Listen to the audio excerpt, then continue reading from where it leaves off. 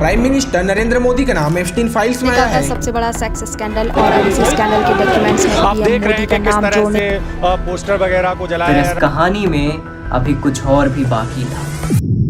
कल्पना कीजिए, एक ईमेल, सिर्फ कुछ लाइंस, और उन लाइनों में एक ऐसा नाम जो भारत के इतिहास में सबसे ताकतवर पद पर बैठा है। सवाल ये नहीं है कि ईमेल किसने लिखा, सवाल ये है कि उस ईमेल ने 2017 के किस दौरे की ओर इशारा किया।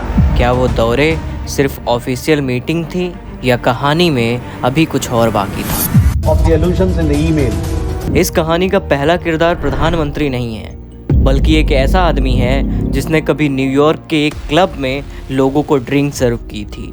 हाँ, जेफरी एप्स्टाइन, जो कि एक समय वेटर हुआ करता था, कुछ सालों के अंदर ही वही एप्स्टाइन दुनिया के सबसे अमीर और पावरफुल लोगों के साथ एक ही टेबल पर बैठने लगा।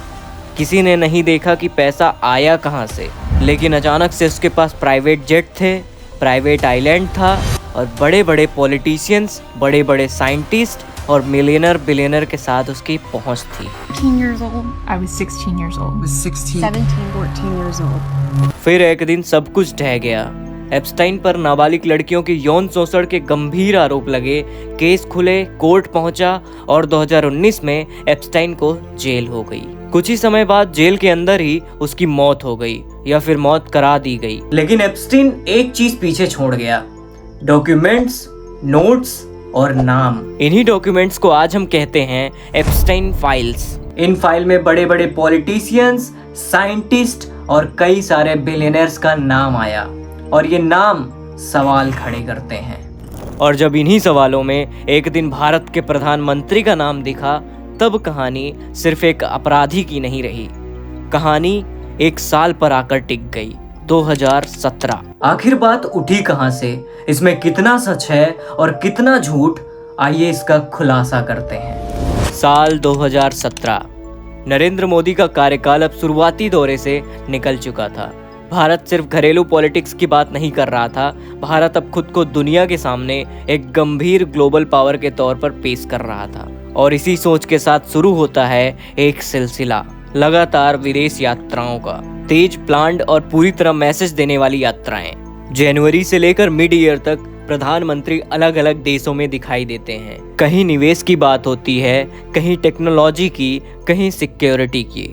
ये यात्राएं उस समय बिल्कुल सामान्य लगती है, लेकिन कहानी यहीं खत्म नहीं होती, क्योंकि वक्त के साथ साथ इन्हीं यात्राओं के कुछ तारीखें, कुछ मुलाकातें और कुछ मोमेंट्स बाद में सवालों के घेरे में आ जाते हैं। और असली कहानी शुरू होती है जून 2017 से। 25 जून 2017 वॉशिंगटन डीसी का डलेस इंटरनेशनल एयरपोर्ट। प्रधानमंत्री नरेंद्र मोदी अमेरिका पहुंचते हैं। ये कोई साधारण यात्रा नहीं थी, क्योंकि डोनाल्ड ट्रंप के राष्ट्रपति बनने के बाद ये मोदी की पहली ऑफिशियल अमेरिका यात्रा थी। अगले दिन 26 जून 2017 कैमरे के सामने व्हाइट हाउस के अंदर एक बैठक होती है, पिक्चर्स ली जाती हैं, हाथ मिलाते हैं, बयान दिए जाते हैं। बात होती है व्यापार की, डिफेंस की, टेक्नोलॉजी की और आतंकवाद के खिलाफ सहयोग की। सब कुछ ऑफिशियल है, सब कुछ रिकॉर्ड में है, और उस वक्त किसी को कुछ भी असामान्य नहीं लगता। और उस वक्त कोई नहीं जानता था कि ये यात्रा आगे चलकर एक बड़े विवाद की नींव बनेगी। अमेरिका से लौटने के कुछ दिन बाद एक और यात्रा स्टार्ट होती है। 4 जुलाई 2017 तेल अवीव का बेन गुरियन एयरपोर्ट। प्रधानमंत्री मोदी इजराइल पहुंचते हैं। ये यात्रा अपने आप में ऐतिहासिक थी, क्योंकि पहली बार कोई भारतीय प्रधानमंत्री इजराइल की ऑफिशियल यात्रा पर आया था। अगले 3 दिन मोदी और इजरायली नेतृत्व के बीच करीबी बैठकों का दौर चलता है। टेक्नोलॉजी, पानी और एग्रीकल्चर पर बातचीत होती है। ये सब कुछ एकदम ओपन था और सब कुछ पब्लिक तौर पर था। 6 जुलाई 2017 की शाम प्रधानमंत्री भारत के लिए रवाना हो जाते हैं। और यात्रा खत्म हो जाती है, हेडलाइंस बदल जाती हैं और मामला यहीं खत्म होता हुआ दिखता है। लेकिन कहानी में अभी ट्विस्ट बाकी था, क्योंकि प्रधानमंत्री के इजराइल से लौटने के ठीक 2 दिन बाद, यानी कि 9 जुलाई 2017 एक ईमेल भेजा जाता है। भेजने वाले का नाम जेफरी एप्स्टाइन। उस वक्त ये ईमेल ज़्यादा चर्चा में नहीं आता, लेकिन सालों बाद जब एप्स्टीन से जुड़े डॉक्यूमेंट्स सामने आते हैं तो यही ईमेल 2026 में एक नए प्रोपेगेंडा के साथ जन्म लेता है। ईमेल में इंग्लिश में लिखा था, the Indian prime minister Modi took advice and danced and sang in Israel for the benefit of US president. They had met a few weeks ago, it worked. अगर इसको आसान भाषा में समझें तो जेफरी एप्स्टाइन अपने ईमेल में कहता है कि भारत के प्रधानमंत्री मोदी ने किसी की सलाह मानी, किसकी ये साफ नहीं बताया गया है, और इजराइल में डांस और सिंगिंग जैसे प्रतीकात्मक कदम किए ताकि अमेरिका के राष्ट्रपति को राजनीतिक या रणनीतिक फायदा पहुंचे। फिर वो ये भी कहता है कि वे कुछ हफ्ते पहले ही मिले थे, और आखिर में जोर देकर लिखता है इट वर्कड, यानी ये तरीका काम कर गया। यही वो लाइन है जिसने आज सवाल खड़े किए हैं। मतलब क्या था इसका? क्या ये किसी ऑफिशियल मीटिंग की बात कर रहा था? क्या ये सिर्फ एप्स्टाइन की अपनी भाषा थी? क्या सच में अमेरिका यात्रा और इजराइल यात्रा के बीच कोई छुपा हुआ कनेक्शन था? और सबसे अहम सवाल, क्या इसके पीछे कोई सबूत है? आज 2026 में बैठकर जब हम पीछे मुड़कर इस टाइमलाइन को देखते हैं, 25 से 26 जून अमेरिका दौरा, 4 से 6 जुलाई इजराइल दौरा, 9 जुलाई ये ईमेल, तो सवाल अपने आप उठता है, क्या ये सिर्फ तारीखों का संयोग था या फिर घटनाओं के बीच कोई ऐसा सच छिपा है जो हमें उस वक्त दिखाई नहीं दिया? और इसी सवाल का जवाब ढूंढने के लिए हमें ईमेल से आगे निकलना होगा। हमें डॉक्यूमेंट्स देखने होंगे और ऑफिशियल रिकॉर्ड्स मैच करने होंगे, और ये समझना होगा कि इस ईमेल में कही गई बात हकीकत थी या फिर किसी इंसान का दावा। और यहीं से शुरू होता है इस कहानी का सबसे अहम हिस्सा। दोषी अपराधी के बकवास से ज्यादा कुछ नहीं है। जब कोई बड़ा आरोप सामने आता है तो सबसे जरूरी सवाल यही होता है, क्या इसका कोई सबूत है या फिर ये सिर्फ शब्दों का खेल है? जेफरी एप्स्टाइन का ईमेल जब सामने आया तो सबसे पहले यही देखने की कोशिश की गई कि इसमें कही गई बातों का कोई ऑफिशियल रिकॉर्ड, कोई डायरेक्ट लिंक या कोई स्वतंत्र पुष्टि मौजूद है या नहीं।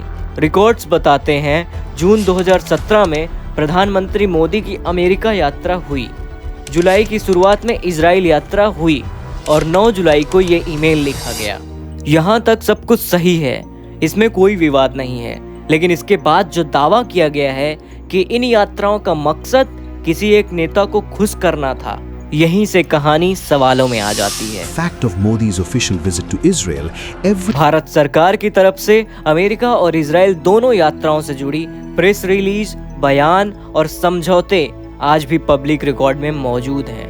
इन डॉक्यूमेंट्स में डिफेंस डील्स की बात है, टेक्नोलॉजी कोऑपरेशन का जिक्र है, आतंकवाद के खिलाफ साझा रणनीति की चर्चा है, लेकिन कहीं भी किसी भी ऑफिशियल रिकॉर्ड्स में एप्स्टाइन का नाम नहीं आता। न भारत सरकार के डॉक्यूमेंट्स में, न अमेरिका के व्हाइट हाउस रिकॉर्ड्स में, न ही इजराइल की सरकारी ब्रीफिंग में।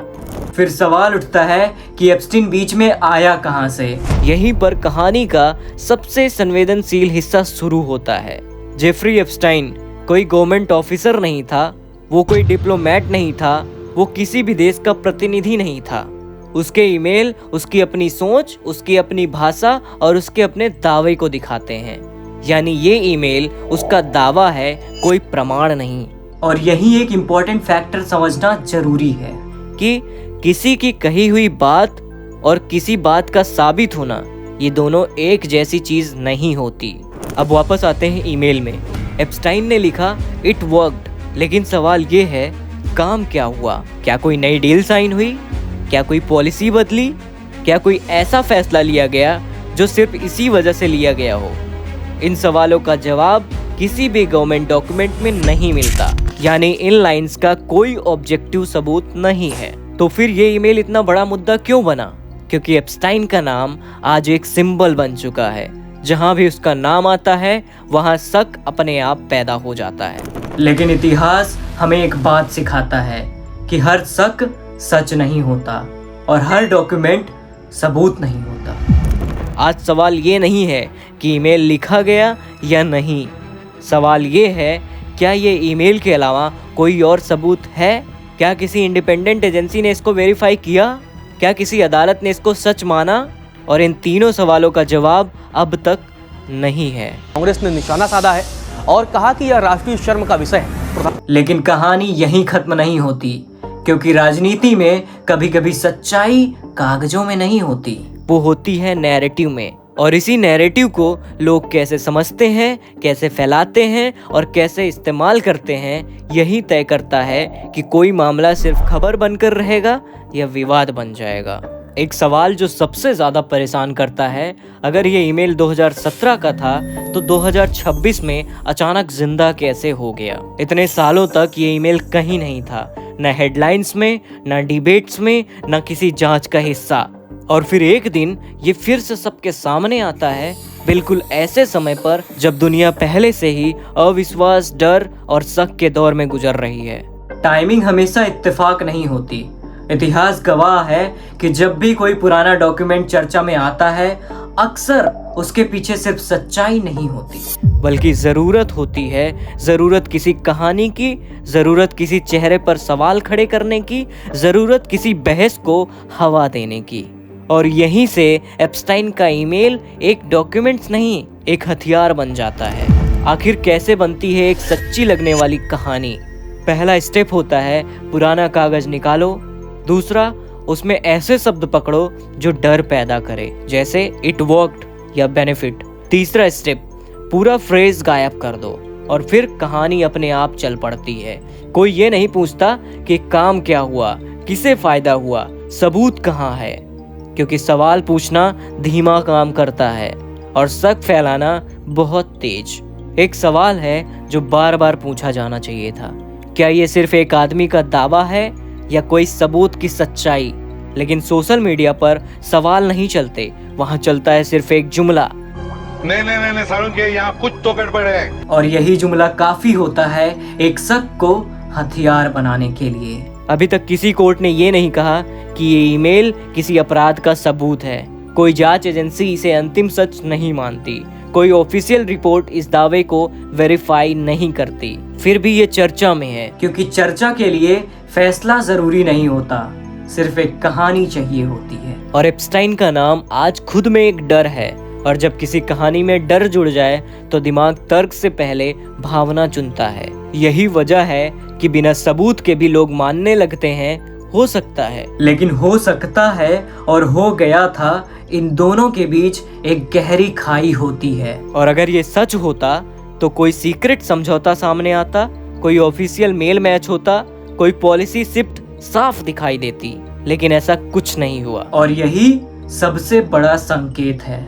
दरअसल ये कहानी किसी ईमेल की है ही नहीं। ये कहानी है जानकारी को कैसे मोड़ा जाता है, टाइमिंग को कैसे हथियार बनाया जाता है और शक को कैसे सच जैसा दिखाया जाता है।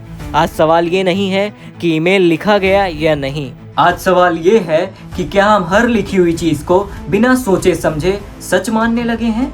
क्या अगर सवाल पूछना बंद हो गया तो सच्चाई खामोश हो जाती है? अब सारी परतें हटाने के बाद सवाल बस एक बचता है कि हमने देखा क्या और हमने माना क्या। एक ईमेल साल 2017 का, जिसे 2026 में नई पैकेजिंग के साथ दोबारा परोसा गया। ना कोई ऑफिशियल कंफर्मेशन, ना कोई कोर्ट का फैसला, ना कोई जांच जो ये कह सके कि अंतिम सच है यही। फिर भी हलचल मच गई, क्योंकि आज सच से ज्यादा ताकत शक के पास है। अगर ये ईमेल वाकई किसी बड़े खेल का सबूत होता तो सिर्फ बातें नहीं होती, नतीजे होते, फाइलें खुलती, नाम आते और सिस्टम हिलता। लेकिन ऐसा कुछ भी नहीं हुआ, और यही इस पूरी कहानी का सबसे बड़ा क्लू है। दरअसल ये मामला मोदी जी का नहीं, एप्स्टाइन का भी नहीं। ये मामला है कि हम कैसे किसी भी अधूरी जानकारी को पूरी सच्चाई मान बैठते हैं। एक लाइन, एक शब्द, एक स्क्रीनशॉट और हम फैसला सुना देते हैं, बिना रुके, बिना पूछे, बिना सोचे। तो अगली बार जब कोई पुरानी फाइल नए शोर के साथ लौटे तो पूछना, ये अभी क्यों आया, किसे फायदा हो रहा है, और सबसे जरूरी, क्या हमारे पास पूरा सच है? क्योंकि सच हमेशा चिल्लाता नहीं, वो अक्सर खामोशी में छुपा होता है, और जो सवाल पूछना जानता है वही उस खामोशी को सुन पाता है।